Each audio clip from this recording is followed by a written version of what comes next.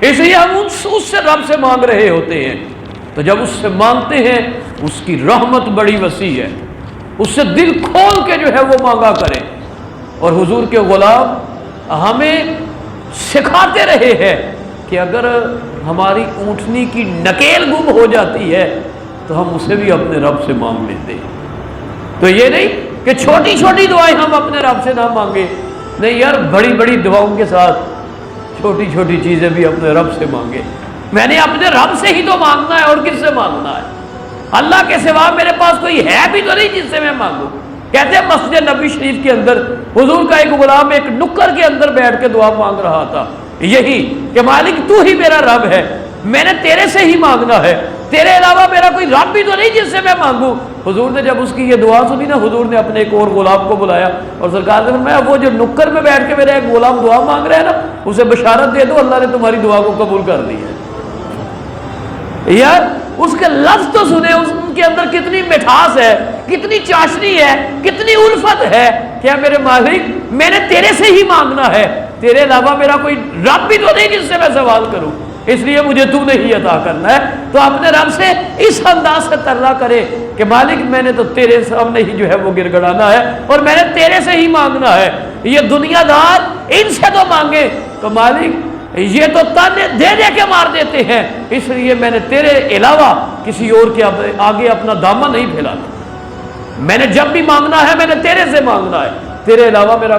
کوئی ہے بھی تو نہیں. تو حضور نبی کریم صلی اللہ علیہ وآلہ وسلم کہ غلاموں جب بھی مانگو، رب کی رحمت بڑی وسیع ہے، دل کھول کے اس سے مانگا کریں. آج میں پڑھ رہا تھا آقا صلی اللہ علیہ وسلم کا ایک عرابی غلام یوں دعا مانگ رہا تھا، اللہم ارحمنی و محمدن، مالک میرے پہ رحم فرمانا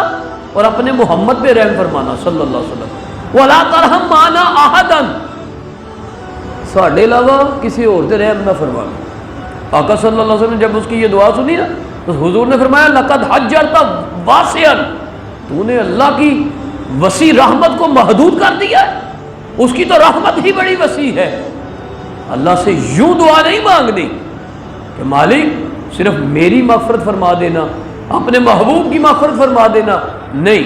مالک سے جب بھی دعا مانگے یوں مانگے کہ میرے کریم پروردگار میری بھی مغفرت فرمانا، میرے والدین کی بھی مغفرت فرمانا، حضور کے تمام غلاموں کی جو ہے وہ مغفرت فرما دینا. اور ایک حدیث پاک کے لفظ ہے حضرت جبریل امی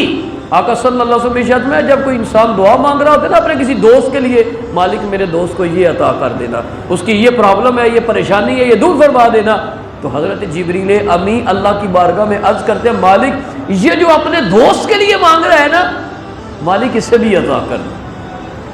جو اپنے دوست کے لیے مانگ رہا ہے اسے بھی عطا کرنا.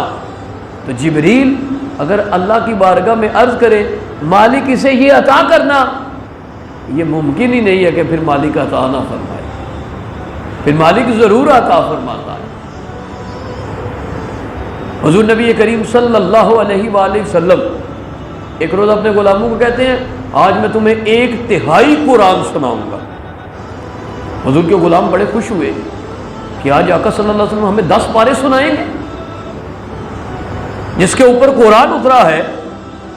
آج اسی صاحب قرآن سے جو ہے ہم 10 پارے سنیں گے. آقا صلی اللہ علیہ وسلم صرف سورۃ اخلاص کی تلاوت فرماتے ہیں، پردہ نشیں ہو جاتے ہیں. صحابہ کرام آپس میں گفت و شنید شروع کر دیتے ہیں، پتہ نہیں کیا ماجرا ہوا ہے، حضور نے تو فرمایا تھا 1/3 قرآن سناؤں گا، 10 پارے سناؤں گا، لیکن حضور نبی کریم صلی اللہ علیہ وسلم چلے گئے، پتہ نہیں کوئی پریشانی ہو گئی. تھوڑی دیر بعد حضور باہر تشریف لائے تو سرکار صلی اللہ علیہ وسلم نے ارشاد فرمایا میں نے تمہیں فرمایا تھا کہ آج 1/3 تمہیں قرآن سناؤں گا. عرض کرتے ہیں حضور وہ سننے کے لیے ہی تو بیٹھے ہوئے ہیں. آقا نے ارشاد فرمایا وہ جو سورۃ اخلاص کی تلاوت کی تھی نا تمہارے سامنے، اس کا اجر 1/3 سپاروں کے ہی برابر ہے، 10 پاروں کے برابر اس کا اجر و ثواب ہے. تو حضور نبی کریم صلی اللہ علیہ وسلم یہ بتا رہے ہیں کہ اگر 3 مرتبہ سورۃ اخلاص کی تلاوت کرتے ہیں تو 1 قرآن کے برابر اجر و ثواب مل جاتا ہے. اور ہم جو اپنے گھروں کے اندر فاتحہ خوانی کا اہتمام کرتے ہیں یا کبھی کبھار ہم قبرستان کے اندر جاتے ہیں، کچھ ایسے دوست بھی ہیں جو ڈیلی بیس پہ جو ہے اپنے والدین کی قبر کے اوپر حاضری دیتے ہیں، کچھ ایسے ہیں جو جمعہ کے روز حاضری دیتے ہیں. تو یاد رکھیے گا 3 مرتبہ اگر سورت اخلاص کی آپ تلاوت کرتے ہیں اور دنیا سے جو گئے ہوئے ہیں ان کی ارواح کو ایصال ثواب کرتے ہیں تو ایک قرآن پاک کے برابر جو ہے اجر مل جاتا ہے۔ مولا کائنات علی المرتضیٰ شیر خدا حضور ضیاء الامت نے لکھا ہے سورہ اخلاص کے ضمن میں کہ آپ جب قبرستان سے گزرتے نا تو آپ 11 مرتبہ سورۃ اخلاص کی تلاوت فرماتے، 1 مرتبہ سورۃ فاتحہ پڑھتے اور پھر سارے قبروں والوں کی ارواح کو جو ہے وہ ایصال ثواب کر دیتے۔ اور حضور ضیاء الامت لکھتے ہیں کہ آپ پڑھ کے جو قبروں والوں کی ارواح کو ایصال ثواب کرتے ہیں، جتنا ثواب سارے کے سارے قبروں والوں کو ملتا ہے اتنا ثواب اس اکیلے بندے کو ملتا ہے جو پڑھ کے ان کی ارواح کو ایصال ثواب کر رہا۔ یار یہ قرآن تو ایک طرف کر دے، سورہ اخلاص سے پہلے ہم بسم اللہ الرحمن الرحیم پڑھتے ہیں۔ حضرت عیسیٰ علیہ السلام کے متعلق ملتا ہے کہ آپ گزر رہے تھے تو ایک قبر والے کے پاس سے گزرے، دیکھا اسے عذاب مل رہا، آپ واپس گزرے تو دیکھا اس کے اوپر اللہ کی رحمتوں کا نزول ہو رہا۔ اللہ کی بارگاہ میں عرض کرتے ہیں مالک ماجرا تیرا سمجھ میں نہیں آیا لیکن اتنا مجھے پتا ہے تیرا کوئی بھی کام حکمت سے خالی نہیں ہے، تو مالک میری رہنمائی فرما دے، ماجرا کیا ہے؟ گزرا ہوں، اسے عذاب مل رہا تھا، واپس بڑھتا ہوں، تیری رحمتوں کا نزول ہو رہا ہے۔ تو اللہ نے فرمایا عیسیٰ جب یہ دنیا سے گیا تھا نا اپنی بیوی کو امید سے چھوڑ کے گیا تھا، اس کے جانے کے بعد میں نے اس کی اہلیہ کو ایک بیٹے جو ہے وہ عطا فرمایا۔ آج پہلا دن ہے کہ اس کے بیٹے نے پڑھا بسم اللہ الرحمن الرحیم، جس کا ترجمہ یہ ہے اللہ کے نام سے شروع کرتا ہوں جو بڑا ہی مہربان ہمیشہ رحم فرمانے والا ہے۔ بس آج پہلے دن اس کے بیٹے نے اپنی توتلی زبان سے میرا نام لیا کہ اللہ کے نام سے شروع کرتا ہوں جو بڑا ہی مہربان ہمیشہ رحم فرمانے والا ہے۔ اس نے کہا میں نے فوراً حکم دے دیا اس کے باپ سے عذاب کو اٹھا لو، اس کے باپ سے عذاب کو اٹھا لو، اس لیے کہ زمین کے اوپر اس کا بیٹا مجھے رحمان اور الرحیم کے نام سے یاد کرے اور زمین کے نیچے میں اس کے باپ کو عذاب دوں، یہ میری رحمت کو گوارا نہیں۔ تو ہمارا جھگڑا نہیں ہے کسی کے ساتھ، یار باپ فوت ہو گیا لازمی تو فاتحہ پڑھ، جو نہیں پڑھتا آپ اسے بالکل نہ کہیں، بالکل اس کے ساتھ جھگڑا نہ کریں، لیکن بتانے کا مقصد یہ ہے کہ اگر آپ کا کوئی چلا جاتا ہے تو یار آپ ضرور اہتمام کیا کریں، ضرور اہتمام کیا کریں۔ یہ قرآن کے نغمے تو ایک طرف رہے، یہ قرآن کے پارے تو ایک طرف رہے، آپ کو بھی پتہ ہے اور مجھے بھی پتہ ہے یہ جتنی اللہ کی مخلوق ہے اور یہ جو درخت پرند اور چرند ہے، یہ درختوں کی جو ٹہنیاں سر سبز و شاداب ہے نا، یہ بھی اللہ کے ذکر کے اندر جو ہے وہ مصروف ہے۔ اور اگر یہ ٹہنیاں بھی قبروں کے اوپر لگا دی جاتی ہیں تو اللہ ان کی بدولت بھی عذاب کے اندر تخفیف فرما دیتا ہے۔ کبھی آپ غور کیجئے گا جب ہم کسی میت کو دفن کرتے ہیں نا، اس کی قبر کے اوپر منو تنو مٹی ڈال دیتے ہیں تو پھر کچھ دوست ایسا کرتے ہیں قبرستان کے اندر جو درخت لگا ہوتا ہے نا اس سے ایک شاخ توڑ کے وہاں پہ نصب کر دیتے ہیں، نصب کر دیتے ہیں۔ یہ آقا صلی اللہ علیہ وسلم کی سنت طیبہ ہے۔ حضرت عبداللہ ابن عباس رضی اللہ تعالی عنہما اس حدیث پاک کے راوی ہیں، کہتے ہیں ہم آقا صلی اللہ علیہ وسلم کے ساتھ تھے، آقا صلی اللہ علیہ وسلم کا قبرستان سے گزر ہوا، دیکھا 2 قبروں والوں کو عذاب مل رہا ہے۔ حضور نے حکم ارشاد فرمایا وہاں سے ایک ٹہنی اتار کے لاؤ۔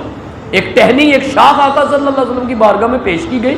حضور نبی کریم صلی اللہ علیہ وسلم نے اس کے 2 ٹکڑے کیے، ایک قبر کے اوپر نصب کر دی،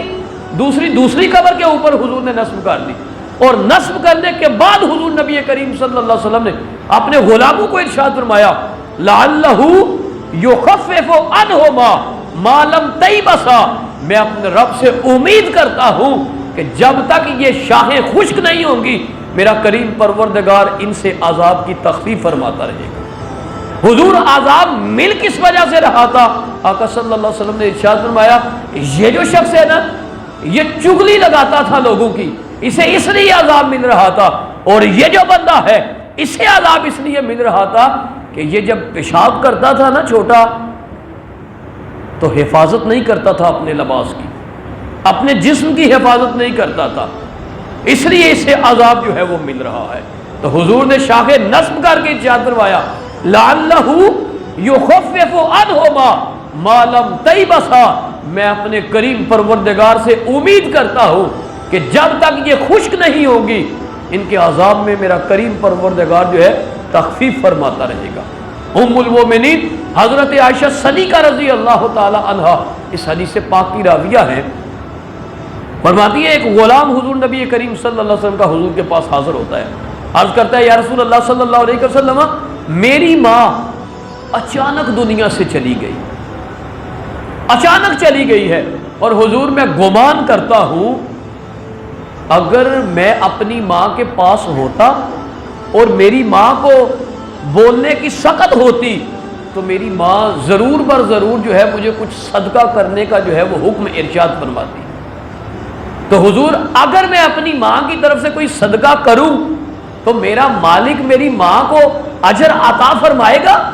تو حضور نبی کریم صلی اللہ علیہ وسلم نے ارشاد فرمایا نعم، جی ہاں میرے غلام، اگر تو اپنی ماں کے لیے اللہ کے راستے میں کچھ دیتا ہے تو رب ودود ضرور بر ضرور جو ہے وہ تمہاری ماں کے درجے بلند فرمائے گا۔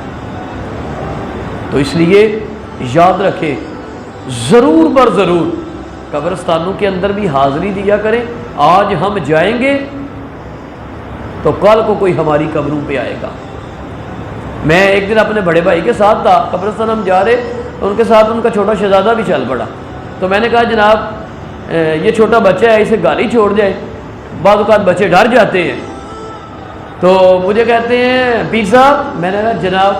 فقط اس لیے لے کے جا رہا ہوں اسے پتہ چلے کہ آج اگر میں اپنے باپ کی قبر پہ حاضری دینے کے لیے جا رہا ہوں تو کل میرا بیٹا میرے مرنے کے بعد یہ بھی میری قبر پہ حاضری دینے آئے۔ تو میں نے کہا جی بالکل ٹھیک ہے۔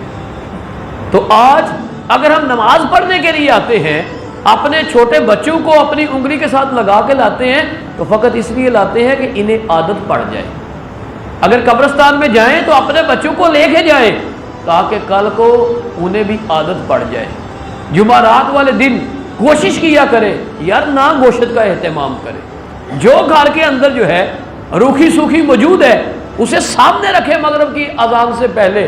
اس کے اوپر سورۃ اخلاص پڑھے، سورۃ فاتحہ پڑھے، کسی کو سورۃ ملک آتی ہے، کسی نے درود پاک پڑھا ہوا ہے، کسی نے یاسین پڑھی ہوئی ہے، جو کچھ پڑھا ہوا ہے وہ پڑھ کے